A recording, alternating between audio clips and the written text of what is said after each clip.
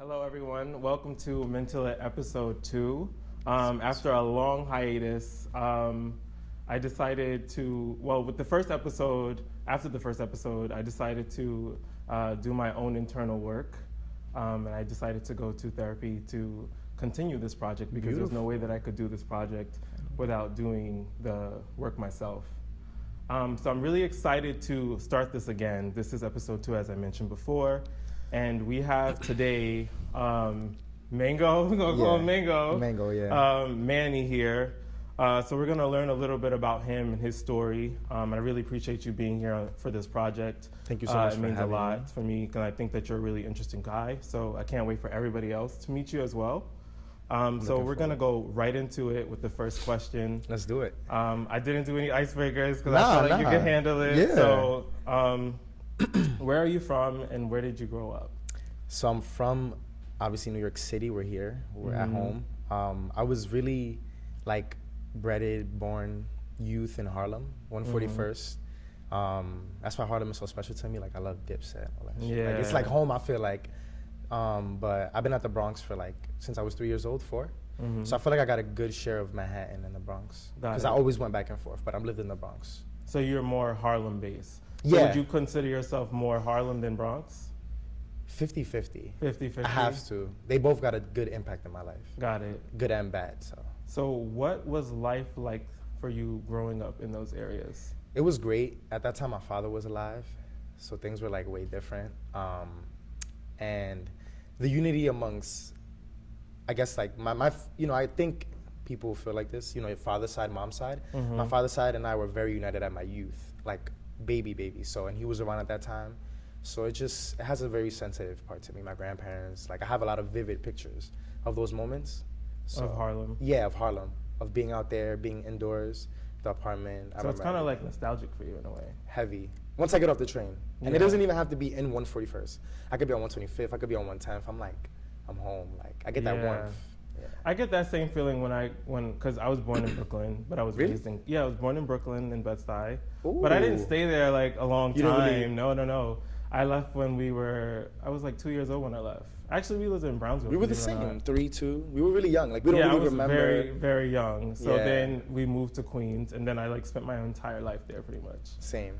So With, the I always say it's a LL Cool J song, born out in Brooklyn, raised in But it's the Queens. Queens, yeah. So that's my story. That's dope. How do you formulate your creative process? Because I feel like you're such a creative person. Thank you. Just by looking at your whole swag. Yeah, thank you. Honestly, it's ever changing. Always. It's it's something that I constantly make changes to, but just off the wake up, I wake up, I take a good stare around me. I guess you could say I feel myself and I'm like it's another day, I'm blessed. No matter what I woke up with. When you say I feel myself, what do you mean? I literally I would wake up, I'd touch the bed, I'd look around, I see the light coming in through the blinds, and I'm just kind of I think to myself, whatever the first thought is, some days you kind of just think let's do it. Some days you're I'm tired. But I feel myself, I'm here, I'm in. And what do you do on those days that you're tired? Automatically, tired or not, meditation, a good 4 to 5 minutes by myself, isolated, quiet, talking to myself, giving thanks, reviewing things, throwing out things in the universe that I want. And when That's very important. Yeah, very. And I feel when you do it when you make it a routine, yeah, it becomes something you can't go a day without. So even if I wake up and I'm those days you wake up and you're I gotta get dressed, I gotta go, in the car, on the train, I just go quiet and I do it. Do you beat yourself up though, if you don't, because you said it's a routine, Yeah. right? So do you find that you beat yourself up if you don't do it every single day? Or is that I did at first. Yeah? At first I'm damn, you can't live that without doing it every day. It's a daily thing, but then I do it differently some days. So before every meal, I'll always have a prayer with myself. So if I don't get it in the morning, I'll throw that prayer in with the meal too. I came, my higher power, I came to rejoice you during this meal. I didn't get to talk to you in the morning, but I'm here with you now, I didn't forget about you. Although the day would have been busy, good, whatever it could be, I make that connection. I like that so much. Yeah. Because I mean, for me, spirituality is really important, especially with everything that I do. I definitely try to keep God really near and dear in my heart. With Agreed. anything that I'm doing, I definitely carry him with me at all points and times, and I'm not ashamed to say that. You know, At all. It's a pride. Yeah, a good I think pride. sometimes, a lot of times, like our youth and like people that are in our age group, they tend to feel shamed about saying that they love God and they really want to seek Him. They want Him Or they to be love, part of their life. a higher belief. You know, something bigger than Exactly. them. It's okay. Like, And I'm totally, like, I'm not gonna lie, I used to be kind of like shameful about saying it because I'm like, is it a cool thing to say? But then I was like, Right. it's not cool. It's like, it's either you have it or you don't. I feel like I've been anointed since like I was young. So yeah. yeah, for a very long time, I feel like I remember the first time, you know, Hillsong Church.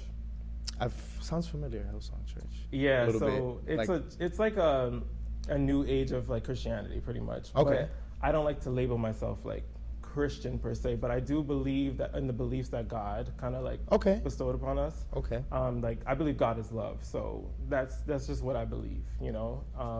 But anyway, like Hillsong. That's still really cool to associate with a part of a religion, but not fully say I'm Christian, you know. And yeah, and that's okay. associate with the love of God. Let's right just say there that. you go. The I don't aspect wanna of the say, love like, of God. I'm Christian because there's some point of views that I don't necessarily agree with, and I'm gonna be very candid about that. So. But anyway, that's just that's for another time. Like we could go on and on. I like that you mentioned that though, because it says a lot about how you practice it too. Yeah. You know what I mean? Yeah, and I think it has a lot to do with like your inner peace, your soul, your body, and then God. So much. You know what I'm saying? So that's how I feel like I meditate as well. That's like how do you feel that makes you feel? Like in the beginning, I'm like, what the fuck am I doing? I don't mean to curse, but like, I was like, what am I doing? Like, what is meditation? Because you're a beginner at some point, no matter how good you get at it. You know? What is meditation? Like, what is that? So I'm like, okay, and I really started doing research. And then I started seeing like a lot of people, even in my community, like the African American community, like really talking about it. And like, I'm like, okay. Because I feel like when you associate it with someone that you know that you can recognize a face or skin color or whatever, you feel a little bit more comfortable. Relatable too. And more relatable, exactly. So naturally I was just like, okay, cool. And then the first time I tried it, I don't think it was like real meditation. Yeah, you know I think everybody goes through that. Like, yeah, and like I meditated. Yeah, I'm meditating. I'm doing yoga, but I didn't feel that. So, but when I really started to get into it, actually, the first time I felt like I really meditated the correct way, I started crying. I think that's your affirmation to let you know. Yeah. For you and your experience, that was it. I remember where I was. I was in my living room, and I was just sitting there. And I'm like, okay, I'm gonna try to do this today. And it was like, it was like 9:45 a.m. in the morning. And I started meditating, and then I don't know what happened. I was playing this like instrumental as well. Okay. And I just started. Like soothing? It was very soothing. No words. Just sound. The sound of like a piano and maybe like a harp in the background. Nice. And I just started crying. Like naturally, right? Like naturally, you know when you could feel the crying coming, you didn't feel but it. it wasn't like a boo. Right. It was more just tears coming out. Like more like an uplifting cry. Yeah, it was more uplifting. And I felt God was there in that moment. You know what I'm saying? Dope. Yeah. But, that's kind of like what brought you to continue doing it, I bet. Exactly. That feeling. And so I make it a part of my morning mantra every single day.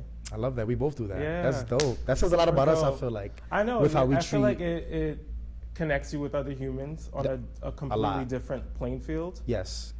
So that's why I think it's super important. I'm glad that you do it as well. Me too.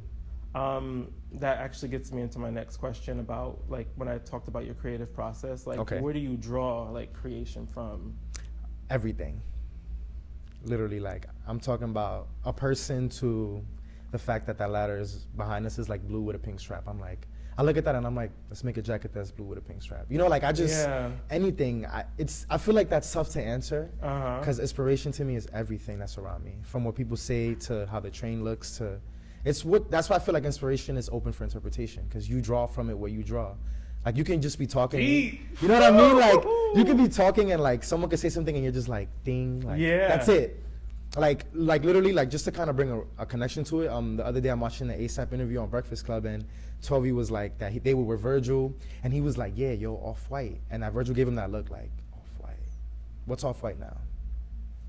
And it was just he was talking. But you know it's interesting. But look at how he grabbed that because Virgil. Like, I remember my professor, because she's seen his artwork in Paris or something. Some exhibit. Was it Paris?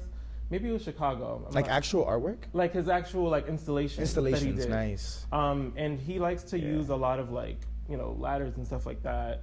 I as noticed the that draw too. you know that? Yeah, like I noticed that too. The ladders, Yeah, the whole. he uses a lot of draws from inspiration from those type of things, and I think the one thing that she mentioned is like even like the caution sign. Yeah. It's like a lot of the times like with the whole Black Lives Matter movement, like the police officers killing. And look at how much that has a connection to all those things. But it's as simple as anybody like that's just a caution. Yeah, but people would not even associate it with that without even knowing. That's where the artist in the person Exactly. and who they are, like where the inspiration, where you just take something so simple it's super deeper than what you actually are visually seeing in Yeah, front of you. exactly. And I think that a lot of times people can just really get sidetracked with like fashion and art sometimes. Yeah, because they're being connected so much now. Yeah. And they always have been, but with a guy like Virgil breaking that barrier on both ends, it's like, yeah, I agree. Sometimes it's kind of good to appreciate them in their own light and then together when they are. Yeah. Like, don't always have to bring them together. Don't always bring the unity if it's Right. not there, you know? Yeah, don't force Pick it. and choose kind of thing, I guess. Yeah. Yeah,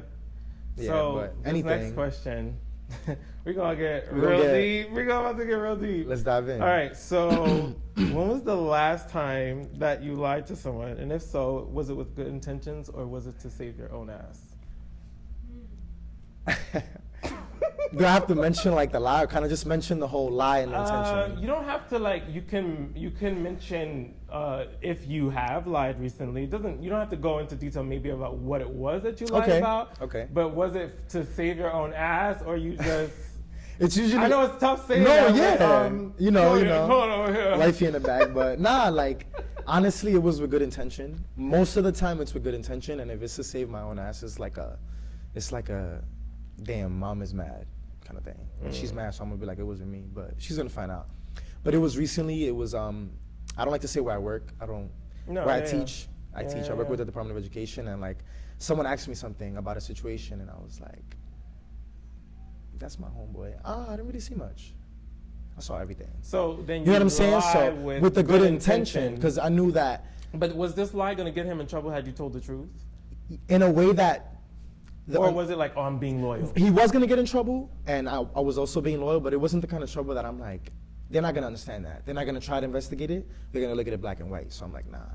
Like So you were I knew what they were gonna be like. Let's dig deeper. That looks too like So neutral you for rather this. just save face. So I was just and like, yeah, right, I'm lying. And it ended up being something not that big, so it made me Mhm. feel good about the lie, I guess you could say. But I don't. Why lie? When you lie, I feel like lie is fear. Yeah. When you're afraid, you lie. Fear-based, yeah. Nah, I don't fear. It's nothing to fear. So I'm gonna kind of like revert back because this question the next question I'm gonna ask you kind of ties into the second one that I asked you. Okay. And it's asking what inspires you the most at the moment.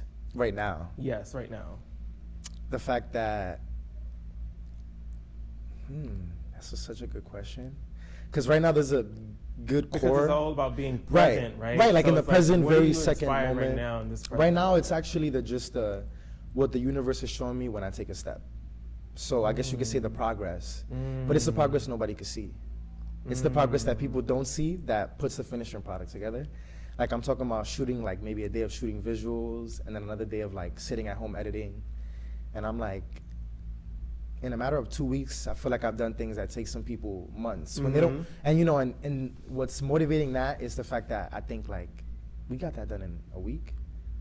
Let's dedicate the next few months to this then. Yeah. And then I'm seeing like, baby steps in that And when growth. you say project, you're talking about Mango's Market. Mango's. So that's where You know what's Mango's crazy? Market I actually tie. saw Mango's Market, but I didn't know that. That's Right, the, like is that that was the clothing line yeah. that you're working on? I don't like calling it that. I'm just Okay, gonna so say what it's do a you want? vision. So it's a vision. Okay, It's so a do brand. you want to talk about it a little bit? I would love to. It's All right, so- Mango's Market is inspired by me. Like Okay. I'm Mango, and then it's Why Mango?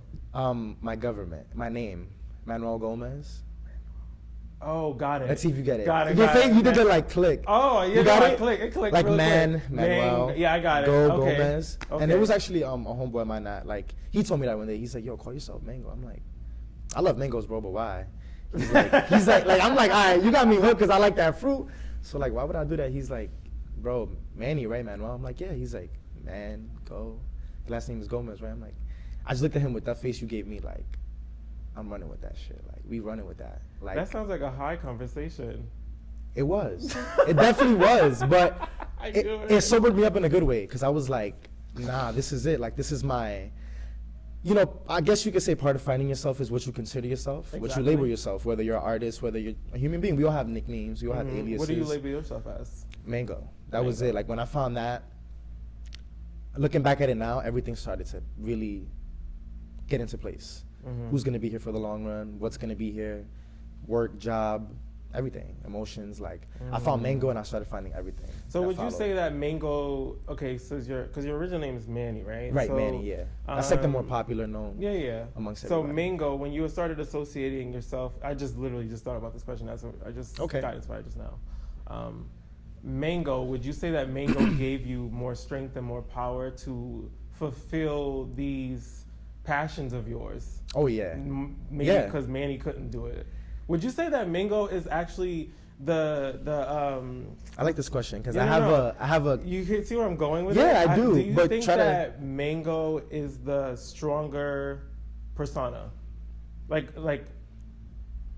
I like the fact that you use persona. I love that word. Yeah. Would you? I'm gonna say yeah, no, because I feel like I'm Mango all the time. That's how much it stuck with me. Okay. And around the time that stuck with me, something departed from me. That was like the Mango's Market.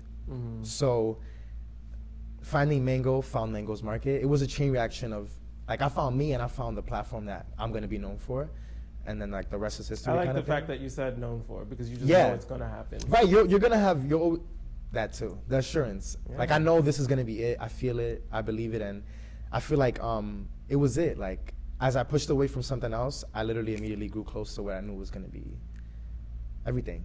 Will help me push out into the world as myself. What social stigma does society need to get over? Judging. In particular, anything in everything.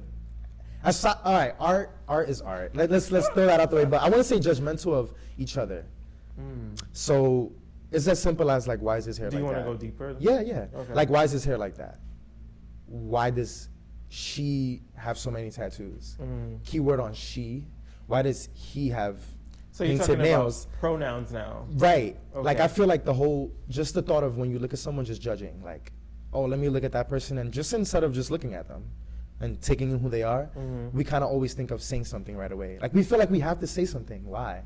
Why do we always feel like we have to make a statement about someone? Obviously, some things are obvious. Like if you have a fresh tattoo, it's like, ooh, that tattoo. Yeah, of course. But that's very visible to the eye, and you can see it. Exactly, and it's something that is kind of like you stick to it automatically.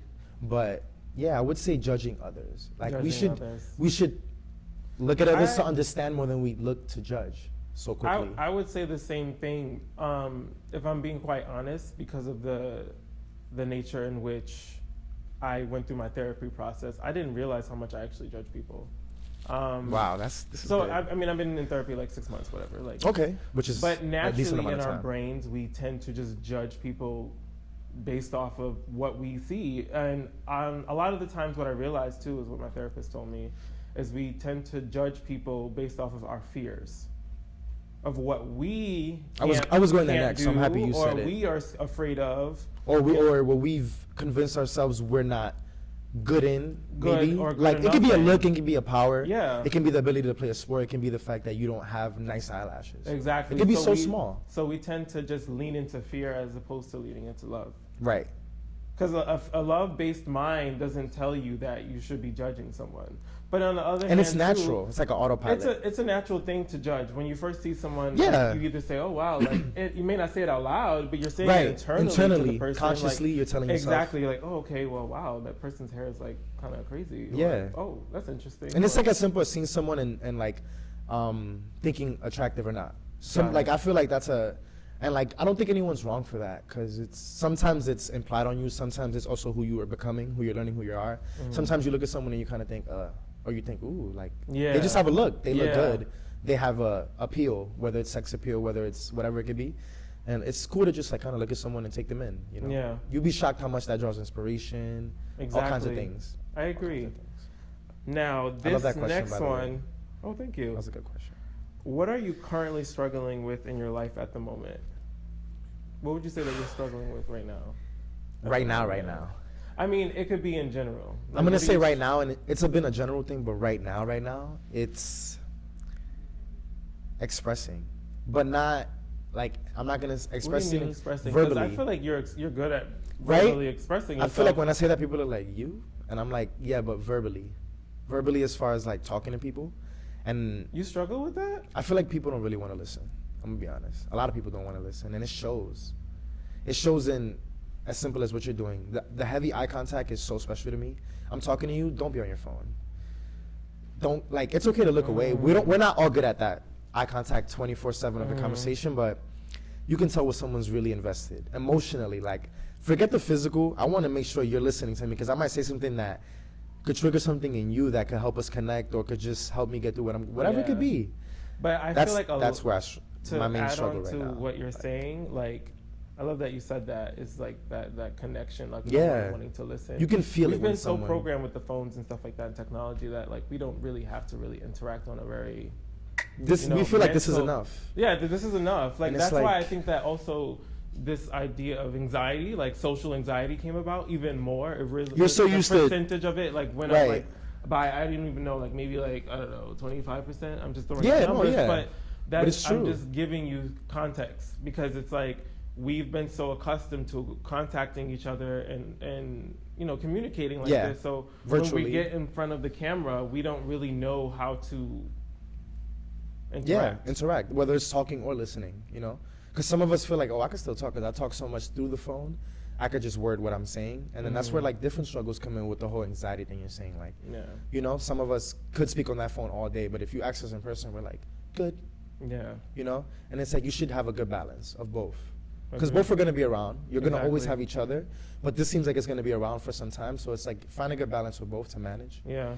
But that's where, like, I feel like I feel like putting struggle. even a cap on like Instagram, like an hour. When you max said that for me. earlier, I loved it. Like when we were texting, for Yeah. everyone watching, Terrence was like, "Take my number because I like to regulate IG," and I was like, "Same." Yeah, because I don't want to be on there. Like all I day. It love, just like drains I didn't my want to energy. be DMing you all the time, but I'm like, this Yeah. is the only communication. I was like, I just have. here, just take my number because I can text you anytime. Yeah, and you're gonna see it more quicker. than Exactly. you see it. So this next question, I really love this question. I love this question. I love I'm them all so far, interested. so I'm like, All right, so do you ever feel lonely even though there's probably so much going on around you, meaning having quality friendships and loving your life, etc.? the loving your life, no. Quality, What do you mean? because like in the sense of feeling lonely and loving your life, like No, I'm Oh, you saying mean in just terms overall? of like you have so much going on for you, right? You have, Right, like, right. Quality friendships and you have love in your life, meaning your Right. partner. partner and friendship. Exactly. as well. So do you ever Yeah. feel like Yeah. lonely? I feel like as I grew older, as I grew more mature mentally, I noticed that like you can't always be high. Like I have CoStar on my phone, and CoStar one day was like, Oh, I like CoStar. I love CoStar. Yeah. That shit's like on point with your life. It really Pardon my is. like, It's like kinda it's literally fucking like scary. on. You wake up, you feel away. CoStar's like, I know. Let me just throw some more into what you feel, so you can kind of like face it. But I just wonder. And how it said like works. no one's. I think it said no one's all highs or all positives, or like no one's all good. There's an even share. And I was like, dude, that's true. Like when I was in high school, I was always good, I guess you could say. Like I was always on the high of like positive. And then when like thoughts started to kick in, maturity in the mind, when you want to manifest things and you're like, you're not always good. Yeah. Like there's times I am in a room full of people and I'm really quiet. And like, my girlfriend, she'll be like, you okay? I'm like, I'm good. And she'll be like, You're just a chill person like that sometimes. Like you're not always I'm on not. 100. I'm not. I'm not either. And I I'm think that a lot of always people- on 90 to 100 in a good way. Wait, that actually. I'm proves always on something. 90 to 100. So like when I'm on 75, it's like, yo, where's Mango? He's good. Yeah. Because he's quiet. And I'm like, damn, that just goes to show you like it kind of shows sometimes. Exactly. The feeling Like lonely. the feeling, yeah, it settles I thought in about like Kid Cudi when you sometimes. said that. Because like, It does. And I get like like feeling that lonely in a room sometimes. full of people. Exactly. And that's possible. And it's very possible. And Yeah. I think it's also a very normal thing. Yes. To I go think you need through. that balance. Yeah. You can't always feel alive in the room. Exactly. Because like I feel like sometimes when you're feeling alone in the room, you go back to your drawing board, wherever it is, with whatever you do, and you're like, let's pour this,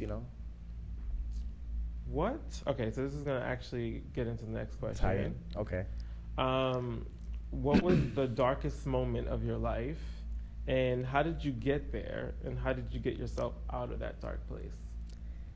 The darkest moment of my life Yes. was Candid. This is very candid. Wow. Was 4 years ago. 3-4 years ago. Okay, that's pretty Three, recent. 2.5 years to ago? 3, I would say, solidly. I face like straight up. I don't want to, we label it depression, and that word is so tossed around sometimes. So, but I'm gonna label it like suicidal thoughts. And it had nothing to do with like self-love, anything like that. It was more frustration with other things, and Frustration partly with was external things?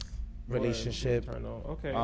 communication, kind of pointing the finger without noticing like you're actually a part of it too. And Takes two to tango. can't dance by yourself. No. So I noticed, that was like my darkest time. It was really dark. I put someone that loves me a lot through the darkness with me, and it's my girlfriend. She like really, it was a big. I think her being there helped me get out of it. Although at the time I felt like it was the reason why I was going through it, and that's when I really took a step back, and I was like, someone with so much light didn't bring this upon me. Like. Can you walk me through like your mental process of like when you were going through that? Like, I'm not gonna call it depression. You said suicidal thoughts. When you were going through having suicidal thoughts, what was your initial thought? Like, okay, I just want to do this because this is frustrating. It's not working. I don't want to feel this. I don't want to feel whatever I'm feeling. I don't want to think whatever I'm thinking. So what's the only other way to do it? Go to sleep, or how do you go to sleep permanently? If you think about it, like when you really think about it. So you were gonna take pills and just. Honestly, this the only person that knows this is my girlfriend. So you're the second person, and everyone that watches this, I love to say it. I tried it in 2 different ways. I kind of don't want to get too deep into how, of course. But I tried it in 2 different ways, and when both failed, I'm like, your purpose. Like I looked at myself like, you are purpose. You're supposed to be here. That's not supposed to happen. So let's kind of like look the other way now. You kind of you're like, when you look through a book and you get to the last page and you're like, I read the book. It was another book. The other book was like light, positivity, and not resorting to like taking the easy way out, which I see why people say that. Because when everything is pointing in a direction, it's easy to look in the direction because everything's pointing that way. It takes like real strength to look the other way. And that's when I started to. And you mentioned having the help from your partner to get you to the other side. I did. When I thought it wasn't that way. And it really wasn't, It was just lack of communication on my end, expressing. And that resorts to when you ask me. So it was also taking accountability for what you did. Yeah. And I think that connects with the question you asked when you said, what do you struggle with? And I say speaking, expressing. I noticed lack of expression and communication created the domino effect of everything happening. And it started with me, not saying that something's wrong. Because I feel like sometimes even like, when you're in relationships or, friendships, loving relationships, it doesn't matter. But if we get into multiple situations, like disagreements, we automatically already assume how it's going to end because we already have that set up in our mind. And I don't assume much, but at that point, yeah. And I think that's when I noticed like, there's something more going on. I'm assuming. I don't assume. I kind of let things play out. Like I give something that's like an expectation, but I don't get mad if it doesn't come out that way. So I was expecting, given expectation, like I knew the script, I knew the outcome, and I was wrong every time. Wow. Yeah. Thank you for asking that. It's the first time I really ever opened up. Like I only have ever opened up to myself with that, and that's my good, significant though, other. that you're being honest and transparent about it. It feels good to share that with people. When is the first time you experienced actual heartbreak? Ooh. It was. I feel like I experienced 2 different forms of it. One was like young heartbreak, like looking at it now, like I wasn't really heartbroken. Yeah. And then one was like, damn, like you stepped on me. All right. So what's the stepped on me one? So the stepped on me one was actually with someone who was at the time a close friend. We were. It was a close friend thing before it was anything, and it was like one of those, you have a boyfriend, and I talk to people. We're best friends, but we know there's something there. So this there. is a female? A female, yeah. Okay. And we know there's something there, and I was sold the dream the whole time. I thought it was like, what the dream was, I thought it was real. I wasn't mentally. So you wasn't really in the reality of it? Yeah. They knew that because they had the ball in their court. You get what I'm saying? That kind of vibe. So you were more vulnerable. Way more vulnerable. And I was always like the best friend, so no matter what, I was going to be there. You know what I mean? No, like I get it. When I really was just like a entertainment because the main show was like on pause. Wow. Yeah, but it was the best thing. And how were you able to cope with that and like get over that situation without My significant other now. Ah. And it wasn't like I picked her to get over it. No, it was like the universe was like, let's show you what a real woman was like. Between both? No, Or was not it- at all. Okay. Like when this happened, I was a freshman in college. I went to go have fun, you know. So I was So like, you weren't really focused on studies then? no, 50-50, 60-40. I'm not even gonna lie to you. I was like, yo, I'm gonna get minimum C's, but I'm a party. Like I want to build a memory with the parties, but I feel also like want to get you work done. You went away to college, right? Yeah, Buffalo. Yeah, that's Yeah. what a lot of people do. Buffalo Yeah. State? No, everybody thinks automatic, and I'm Oh. like, but you could say I went to Buffalo State Because because he was always there. always, yeah. My school was a community college, like 10 minutes away. So All right, so the next question is, what is your toxic trait? ooh, And what are you currently doing to work on it? man, I've been doing a lot of self-reflection lately, so it's hard. I guess I don't want to say I have a lot of toxic traits, but the one that I've lately been like, all right, you kind of gotta I don't know how to word it, so I'm gonna give an example. It's like expecting to receive reciprocation right away. I would say, like, I don't know if that's toxic though. In a sense of like, let's say whether we just met or I kind of had a bad patch in our relationship, friendship or love, and like now I got it together. Like in my mind, it's like you had it together, you were just waiting for me, so like let's go. Yeah. Jump on board with me. I know I wasn't on board, but now I am. You want people to jump on board at the same time as you when you're ready. Right, and I'm not always in the right So you for have, it. so you have a expectation pretty much. Yeah, yeah. High expectation. Yeah, but there's times that I don't live up to my high expectation, and when I start to do it, I'm like, hey, come join.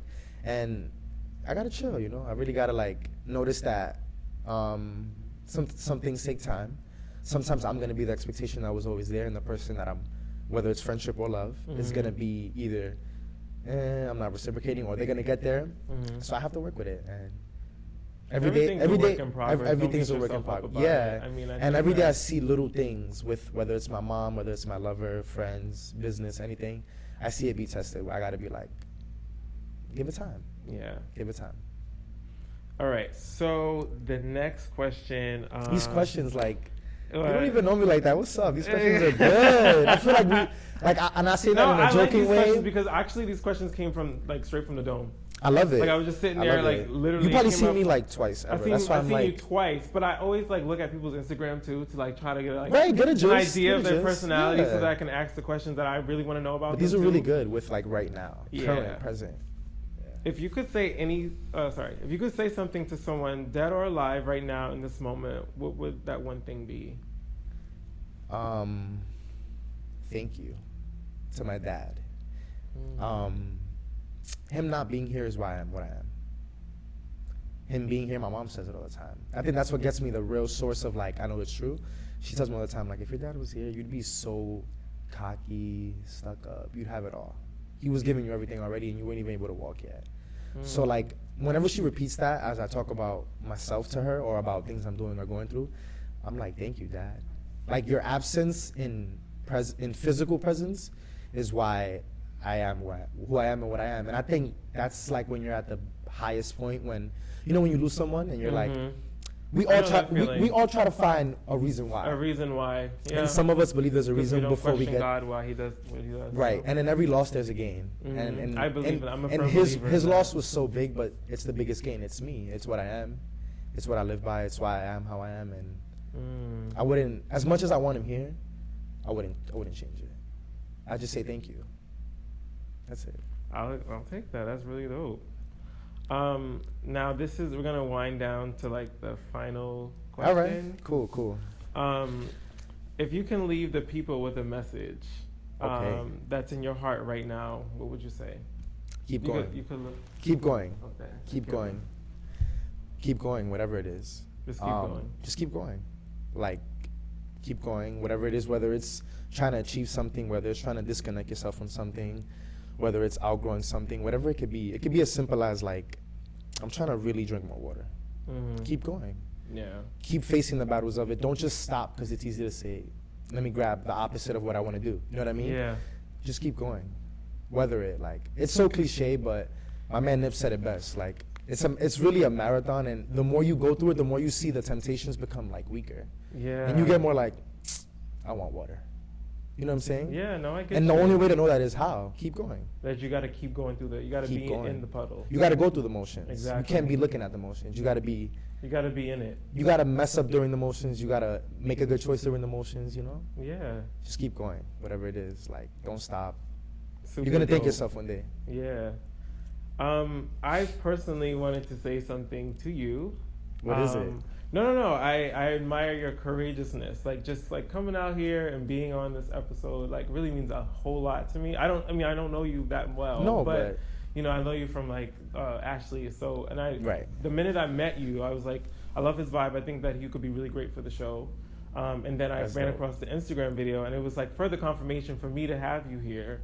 And I'm super happy that you came to sit on the couch and like really be transparent and open about your life, and basically your trials and tribulations that you've been through. So I really do appreciate that from the bottom of my little heart. Yeah, your big heart now. Yeah, I feel some heart. bigness like in the heart. But thank you for giving me a genuine platform, I would say. And I hope this inspires you to do whatever you want to do next. Honestly, when we're here, while we were setting up, I'm like, I'm gonna have to be Terrence's little like intern, and like I was literally when we were done, I was like, I'm not gonna lie, I'm like, Terrence, when we're done, like I kind of want to come with you when you do a new episode and like help you set up and see how you prepare yourself. Because I don't want to do the same thing you're doing, but I want to similarly use the platform here, the whole visual transparency, you and I.